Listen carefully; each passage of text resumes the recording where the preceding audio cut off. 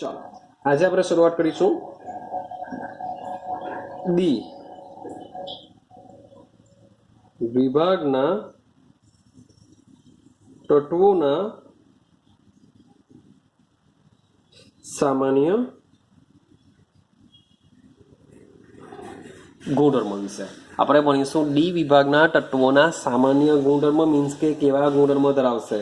તો ડી વિભાગના તત્વોની વાત કરીએ તો આ જે ડી વિભાગના જે તત્વો છે મોટે ભાગે એને આપણે નામ શું આપવામાં આવેલું છે? સંક્રાંતિ ધાતુ. નામ શું આપેલું છે? આપણે એને સંક્રાંતિ ધાતુ તરીકે આપેલું છે. તો આ જે ધાતુઓ છે એ ધાતુઓ તમે 10માં ભણીને આવ્યા છે કે ધાતુઓ કયા પ્રકારના ગુણધર્મ ધરાવે છે. તો ધાતુઓની જો વાત કરીએ તો એ શું કરશે? ઉચ્ચ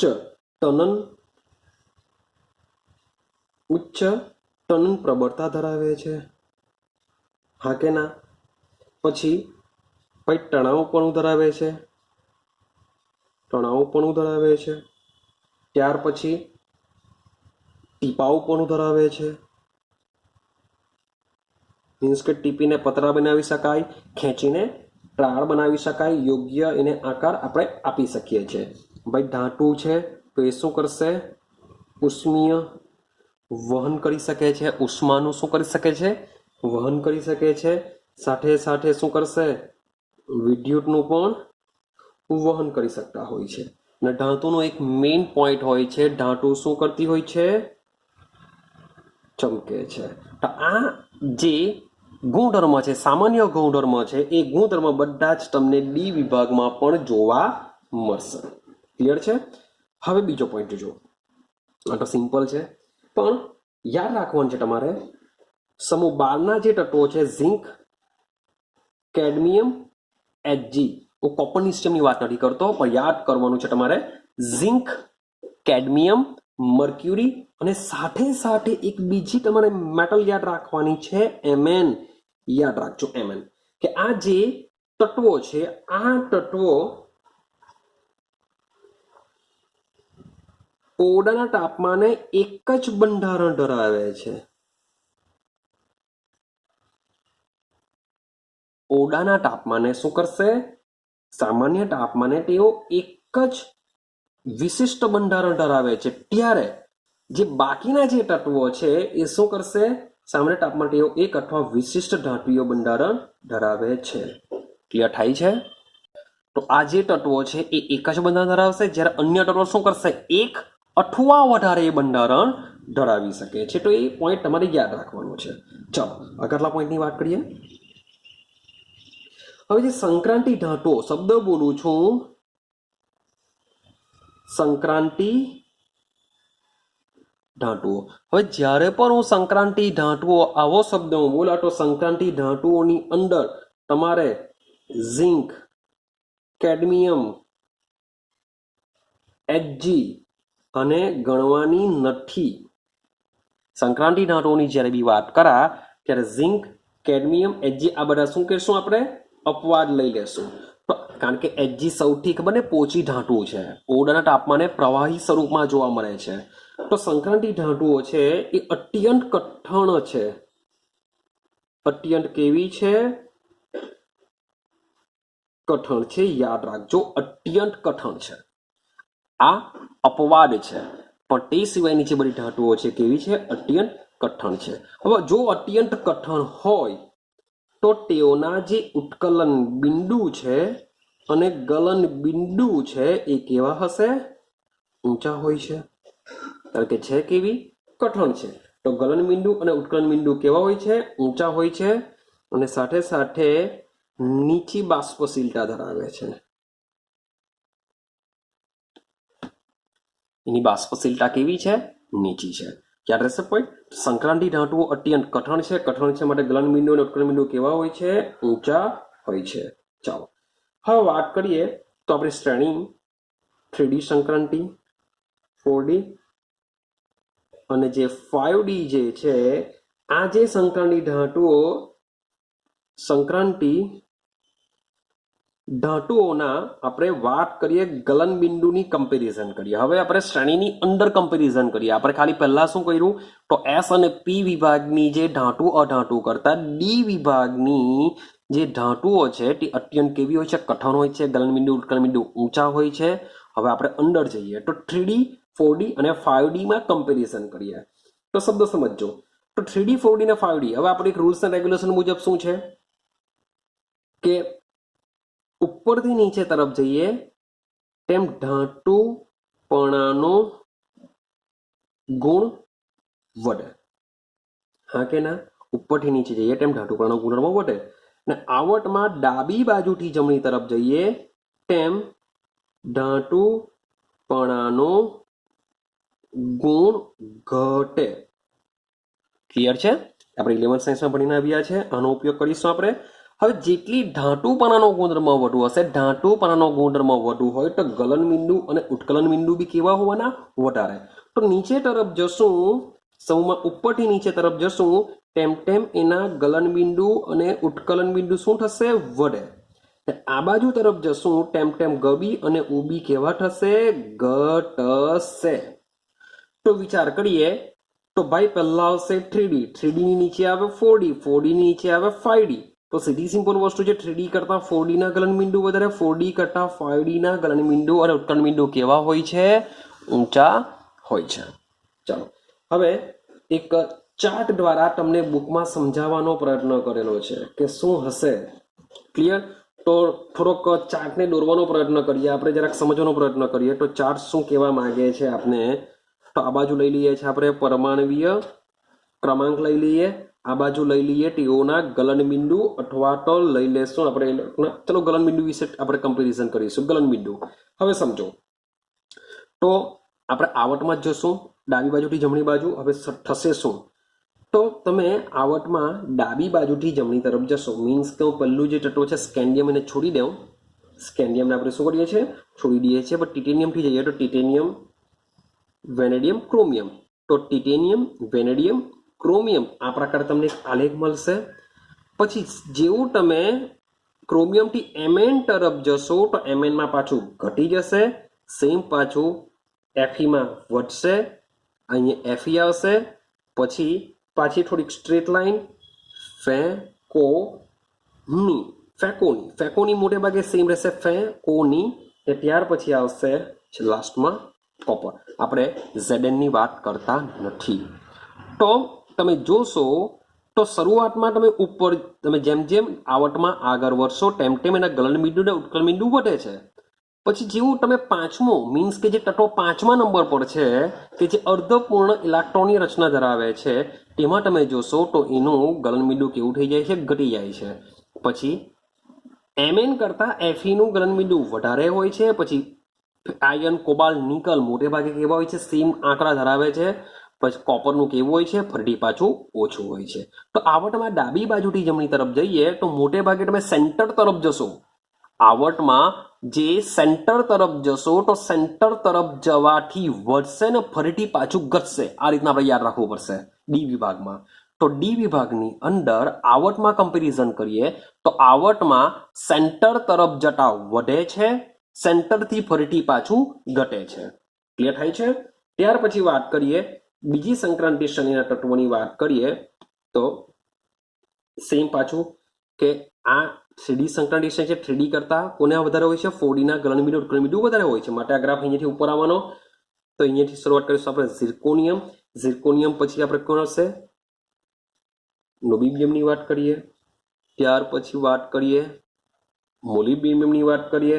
પણ જેવું આપણે પાંચમું તત્વ પર જશું, પેલું તત્વ મેં લખ્યું નથી તો 3 તત્વો અહીંયા બી સેમ, અહીંયા 3 લખ્યા તેમ અહીંયા બી 3 લખ્યા. મીન્સ કે વધે છે. પણ જેવું આપણે 5મા તત્વ પર જશું, જેમ Mn માં જોયું તેમ અહીંયા બી શું થઈ જશે? ઘટી જશે. ક્લિયર થાય છે? ફરીથી પાછું શું થશે? વર્ષ રૂકાવટ, મોટક રૂકાવટ. પછી કોણ આવશે? રાહી, પડે, અગર, કડી. તો સેમ વસ્તુ અહીંયા એજી આવી જશે. તો તમે જોશો તો જે સેકન્ડ સંક્રાંતિ શ્રેણી છે એમાં પણ શું થવાનું? સેન્ટર તરફ જતા વધે છે, સેન્ટરનું તત્વનું ઓછું હોય છે, ફરીથી પાછા ઉપર તરફ જતા ઘટતું જાય છે.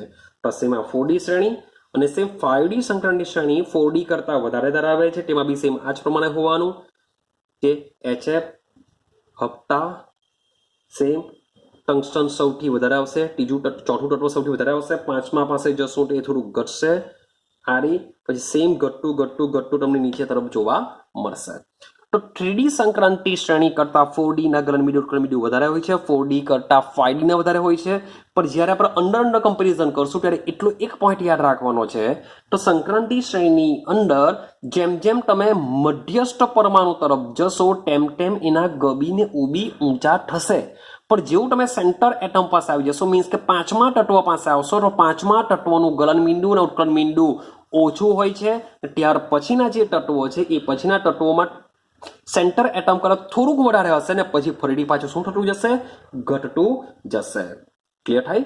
તો સેન્ટરના એટમની વાત કરીએ તો સેન્ટરના એટમમાં આવું થવાનું રીઝન શું એની વાત કરીએ તો સૌથી પહેલા સમજીએ કે આ જે તત્વો છે એ તત્વોના ગલનબિંદુ અને ઉત્કલનબિંદુ અન્ય સમૂહના તત્વો કરતા ઊંચા હોવાનું રીઝન શું, શા માટે આ લોકોના ગલનબિંદુ અને ઉત્કલનબિંદુ ઊંચા હોય છે તેને સમજીએ.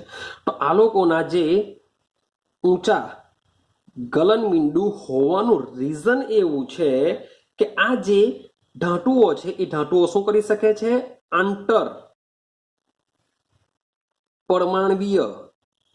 પરમાણવીય એટલે કે જે ધાતુ છે એ ધાતુના જે પરમાણુઓ છે એ અંદર શું કરી શકે છે? આંતર પરમાણવીય ધાત્વીય બંધન. આપણે 11 સાયન્સમાં ધાત્વીય બંધ સમજીને આવેલા છે કે ધાતુના પરમાણુ વચ્ચે લાગતું આકર્ષણ બળ. તો આંતર પરમાણવીય ધાત્વીય બંધમાં આ જ્યારે બંધ બને છે એ બંધ બનવા માટે NS ઇલેક્ટ્રોન, ઇટ મીન્સ કે S કક્ષકના ઇલેક્ટ્રોન અને સાથે N-1D કક્ષકોના ઇલેક્ટ્રોન પણ સહભાગી હોય છે. આઈડિયા આવે છે કઈ તમને? કે આ જે તત્વો છે એ તત્વોના ગલનબિંદુ અને ઉત્કલનબિંદુ ઊંચા હોવાનું રીઝન શું છે? તો આંતર પરમાણવીય ધાત્વીય બંધની રચના થાય છે.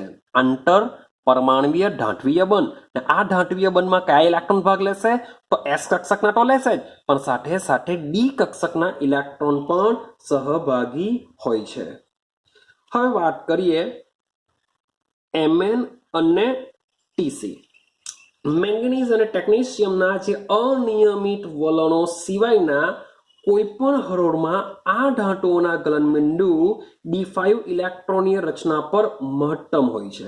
મીન્સ કે આ બેને તમે છોડી દેવો, આ બેને છોડી દીધા સિવાય જે D5 ઇલેક્ટ્રોનીય રચના ધરાવશે, D5 ઇલેક્ટ્રોનીય રચના ધરાવે છે, તેઓના ગલનબિંદુ સૌથી વધુ હોય છે. યાદ રાખજો, આ એઝ અ અપવાદ છે. મેં તમને વાત કરી કે Mn અને Tc ને તમારે છોડી દેવાના છે.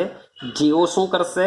D5 ઇલેક્ટ્રોનીય રચના ધરાવે છે, તેમ છતાં પણ તેઓના ગલનબિંદુ અને ઉત્કલનબિંદુ નીચા છે. એઝ અ અપવાદ તરીકે તમારે યાદ રાખવાનું છે.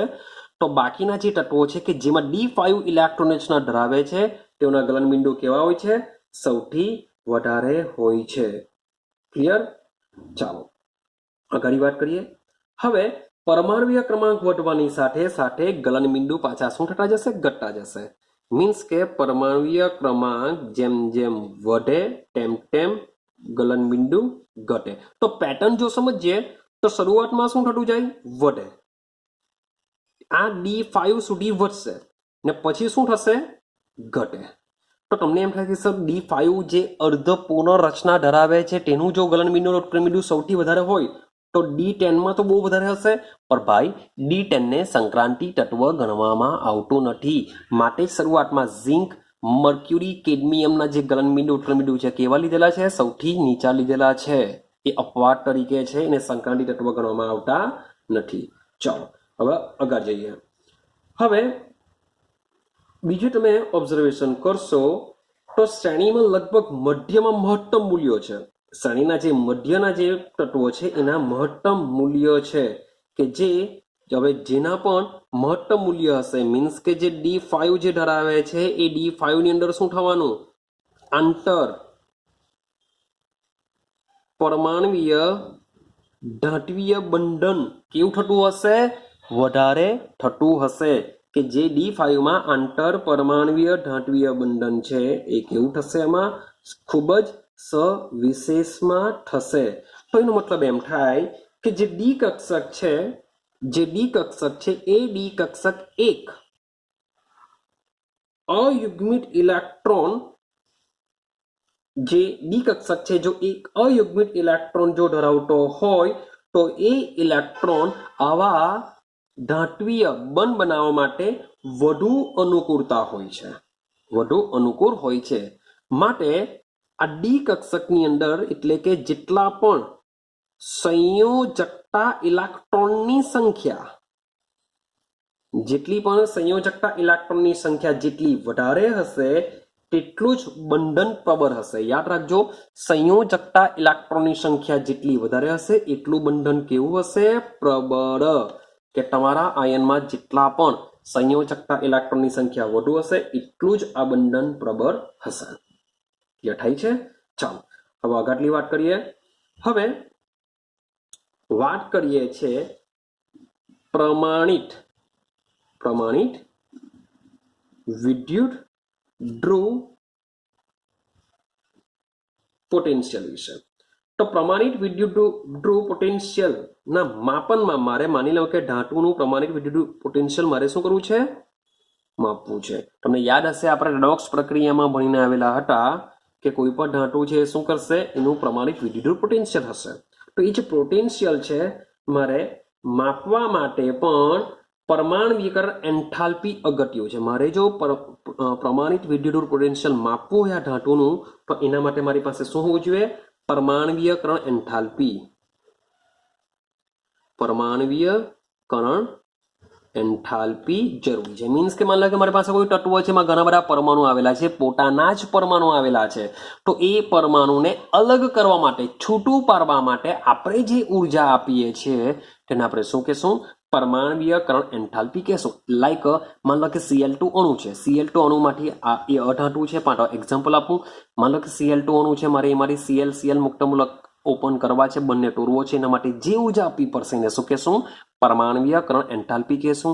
એવી રીતના માની લો કે કોપર ધાતુ છે તો કોપર ધાતુની અંદર કોપરના ઘણા બધા પરમાણુ હશે, તો એ પરમાણુમાંથી મારે પરમાણુને અલગ કરવું હોય તો એના માટે પ્રમાણિત વિદ્યુત પોટેન્શિયલ માપવું ખૂબ જ, એટલે મીન્સ કે પ્રમાણિત વિદ્યુત પોટેન્શિયલ માપવા માટે પરમાણ્વીયકરણ એન્થાલ્પી ખૂબ જ અગત્યની છે. ક્લિયર છે? ચાલો હવે આજે પરમાણ્વીયકરણ એન્થાલ્પી છે એ કોની વધારે હશે, તો પરમાણ્વીયકરણ એન્થાલ્પીની વાત કરીએ તો એનો આધાર શાના પર રહેશે, બંધની પ્રબળતા પર રહેશે. જેટલો બંધ પ્રબળ હશે એટલી જ પરમાણ્વીયકરણ એન્થાલ્પી વધારે હશે. હવે બંધની પ્રબળતા કોના પર આધાર રાખશે, તો જે બંધની પ્રબળતા છે એ બંધની પ્રબળતા ડિપેન્ડ કરશે એના ગલન બિંદુ અથવા તો ઉત્કલન બિંદુ પર. તો ગલન બિંદુ અને ઉત્કલન બિંદુ જેનું વધારે તો બંધ પ્રબળ હશે, બંધ પ્રબળ હશે તો પરમાણ્વીયકરણ એન્થાલ્પી કેવી હોવાની, વધારે હોવાની. તો જે D5 જે ધરાવતા જે તત્વો છે એના ગલન બિંદુ અને ઉત્કલન બિંદુ ઊંચા હોય તો D5 માં બંધ પ્રબળ હશે, તો D5 માં પરમાણ્વીયકરણ એન્થાલ્પી બી કેવી હોવાની, વધારે હોવાની. માટે જ કે જે ઊંચા ઉત્કલન બિંદુ ધરાવે છે એ ધાતુઓનું વલણ છે તેમની પ્રક્રિયાઓમાં ઉમદા રહેવાનું હોય છે. મીન્સ કે રિએક્શન બહુ કરશે નહીં, ઉમદા રહેશે, એમ જ ખાલી જોશે. ક્લિયર થાય છે? તો તમને બીજો એક ગ્રાફ આપેલો છે, એ ગ્રાફ હું એવું દોરતો નથી, એ ગ્રાફમાં તમને સમજાવવાનો પ્રયત્ન કરેલો છે કે કેવી રીતના પ્રથમ સંક્રાંતિ શ્રેણી, દ્વિતીય સંક્રાંતિ શ્રેણી અને તૃતીય સંક્રાંતિ શ્રેણીના જે તત્વો છે એ ધાતુ બંધ બનાવવામાં ઉપયોગી નીવડી શકે છે. તો આ જે ટોપિક છે એ ટોપિક છે ડી વિભાગના તત્વોના જે સામાન્ય ગુણધર્મ છે, સામાન્ય ગુણધર્મની આપણે ચર્ચા કરી. એમાં ગલન બિંદુ, ઉત્કલન બિંદુ કે કયા બંધ બનાવે છે, શા માટે વધારે છે, એની આપણે ચર્ચા કરી. હવે નેક્સ્ટ વિડીયોની અંદર આપણે સંક્રાંતિ ધાતુઓના પરમાણ્વીય અને આયનીય કદમાં ફેરફાર સમજીશું. પરમાણ્વીય અને આયનના કદમાં ફેરફાર સમજીશું. તો કદમાં ફેરફાર આવશે તો એની સાથે સાથે એની ત્રિજ્યાનો પણ આપણે અભ્યાસ કરીશું. તો અહીંયા આપણે વિડીયો સ્ટોપ કરીએ છીએ. તો નેક્સ્ટ વિડીયોમાં આપણે સંક્રાંતિ ધાતુઓના પરમાણુય કદ અને આયનીય કદમાં ફેરફાર સમજીશું. ઓકે.